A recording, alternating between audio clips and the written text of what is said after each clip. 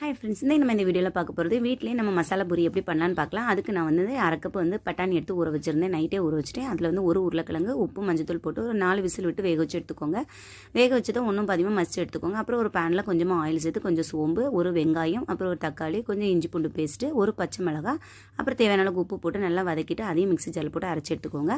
அரைச்சதும் அதே பேனில் கொஞ்சமாக ஆயில் சேர்த்து மசாலாவும் பார்த்திங்கன்னா நம்ம வந்து மிளகாய்த்தூள், தனியாத்தூள், கொஞ்சம் வந்து சாட் மசாலா சேர்த்துட்டு அதுக்கப்புறமா அரைக்கும் போது பார்த்திங்கன்னா கொஞ்சம் மல்லியிலையும் புதினாவும் சேர்த்து அரைச்சிக்கோங்க.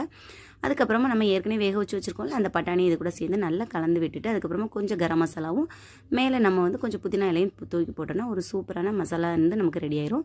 அதுக்கப்புறமா நமக்கு இந்த பூரி வந்து நம்ம ரெடிமேடாக அது வாங்கியிருக்கோம். அதையும் நல்லா ஃப்ரை பண்ணி எடுத்துகிட்டு இப்போ நம்ம ஒரு பிளேட்டில் நம்ம ஃப்ரை பண்ணி வச்சுருக்க அந்த பூரியும் சேர்த்துட்டு அதுக்கு மேலே கொஞ்சம் மசாலா, அதுக்கப்புறமா கொஞ்சம் வெங்காயம், தக்காளி, நீங்கள் ஓமப்பொடி இருந்தால் அதையும் மேலே போட்டு சாப்பிட்டிங்கன்னா ஒரு சூப்பரான மசாலா ரெடி ஆயிடும். கண்டிப்பாக ட்ரை பண்ணி பாருங்கள். தேங்க்ஸ்.